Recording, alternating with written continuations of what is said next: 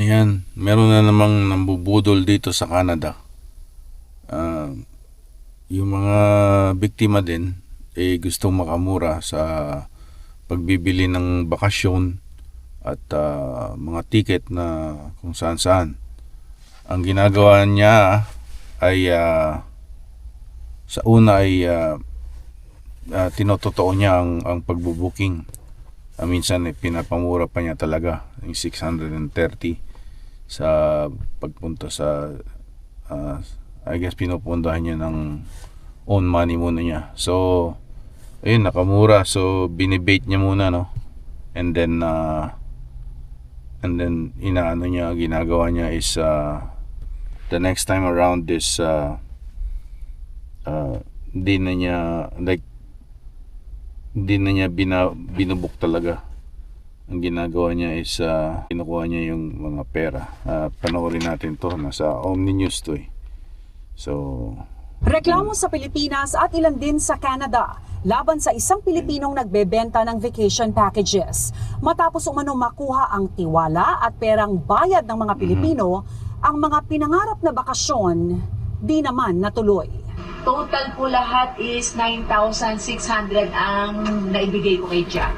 It's amounting 5,192 in total. Supposed to be 4 tickets from Montreal to Philippines. This is my e-transfer for Jamaica, which is 2,400. And ang pattern niya is to show people na legit siya, may paalisin siya, may paalisin. And then after that, yung mga next na magbubuk, wala na siyang planong paalisin ka Nag-book po ako sa kanya ng Palawan and Boracay package na walang nangyari ni isa. Mga pangalan ng higit 6 na katao. Itong babaeng to nasa Pilipinas ata siya pero yung mga customer niya is from Canada. Panoorin pa natin. O ang nasa listahang ito mula Alberta, British Columbia, Ontario, Quebec at Saskatchewan. Inirereklamo ang nagngangalang Jamaica Salvador Lacaba mula Calgary. Taong nakilala nila online Calgary. pero di pa nakikita. Tanging kopya ng pasong driver's license lamang ang ibinigay sa kanila. Hiling nila maibalik ang perang ibinayad sa mga bakasyong di naman daw natuloy. For a week, I lost a lot of weight kasi hindi ako nakakain. Nakiusap ang nagrereklamong ito na itago ang kanyang pagkakakilanlan. Ang binok na biyahe papunta sa Vancouver noong katapusan ng Hunyo para sana doon mag-Canada Day. Di natuloy. So ang sabi niya, within 24 to 72 hours, ibibigay yung confirmation.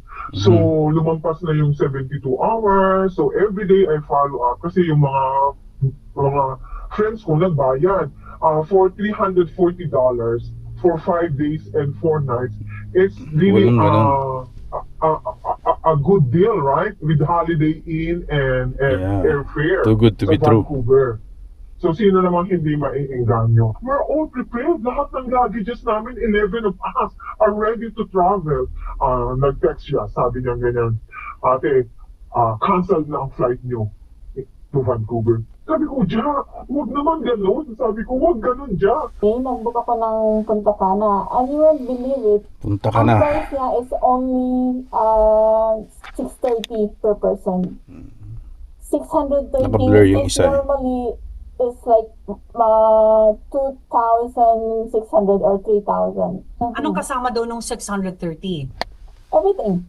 It's like normal, like flight, hotel, all-inclusive hotel. Too good to be which is true, food talaga. included. And it's a high-end hotel, means luxury hotel. Kay Lacaba binili ni Estopacia ang bakasyon sa Punta Cana, Mexico noong Hunyo.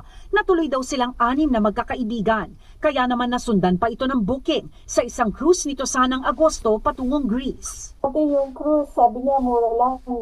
Ito hindi ka maniwala, very impossible kasi nag-cruise kami dati like one person is 2,000. Sa kanya sabi niya 600 lang. Flight included and the cruise. So nag-book ako 13 people. You paid, Sylvia.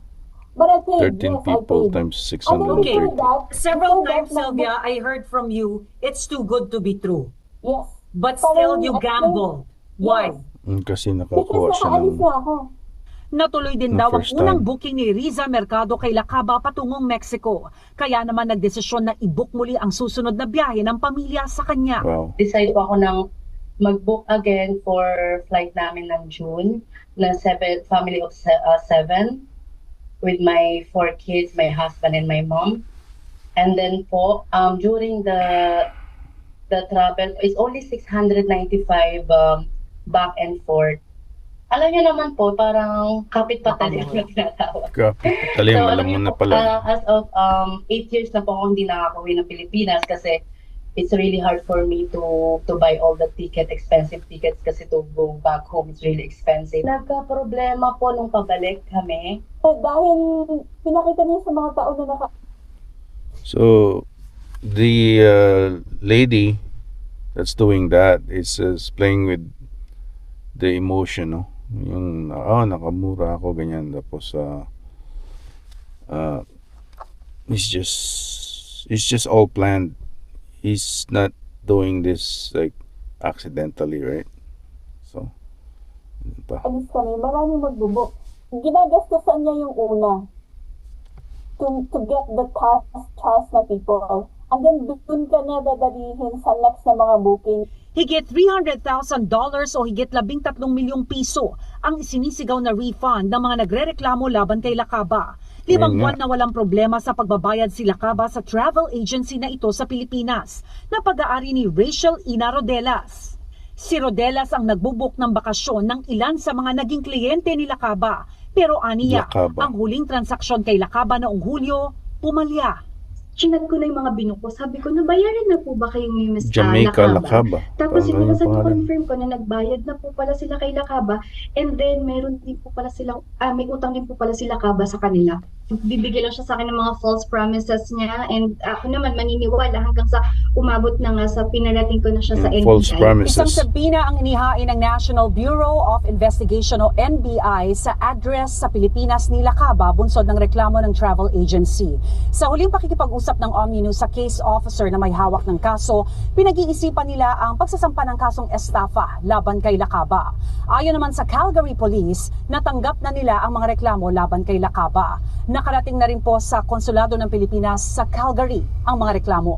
We are not mandated to investigate it, but what we can do Sinumbong is to reach out to the police sa consul. and inform them that, hey, Ito yung consul someone sa here is complaining, and we Philippine have Embassy, received I several believe. complaints already. Perhaps that is enough for you to investigate the matter, which is what we have done. Nakipag-usap si Lacaba sa Omninews sa pamamagitan ng text message. Ilang beses naming sinubukan na kunin ang kanyang panig. Pumayag ito sa in-person interview sa Ayun Vancouver din. noong August 20. Pumayag Pero daw. isang araw bago ang panayam. Panayam. Nagpadala ng mensahe na di raw siya Panayam. matutuloy Panayam. dahil sa mga death threat na natatanggap. Nangako si Lacaba na Panayam. haharap ang kanyang abogado via Zoom noong August 29. Paki-comment nga Pero kung anong di ito tamang- natuloy. September 4 ng gabi, alam ko nagpadala ng panayam text message si Lacaba. Magbibigay daw siya ng pahayag sa Lunes, September Ay, 8. taga-Alberta Stress pala of siya. anxiety. I just surrendered everything to God. Bahala na po ang Lord. Yeah. Instead of enjoying your vacation, you ruin the vacation of people. You Rhea have to do Santos, some action. Omninews, Vancouver. Pinapasa Diyos na lang niya, no? You have to do something. You have to act on it. Well, yung padasal is a guide. Pag walang action sa dasal, wala ring mangyayari. That's why you have to really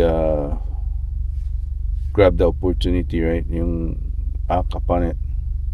Kung may nakita kang opportunity, because next time around, that's not gonna be the same. Yung mga regrets minsan sa buhay ng isang tao. Nung bata ka, ganyan, sabihin natin bibo ka, ganyan, na maraming kang kaibigan, ganyan, nagbabago ang panahon, di ba? Hindi sa lahat ng bagay ganun ang point na nandun ka. So yan, binibigyan ka ng mga ganyang klaseng sitwasyon para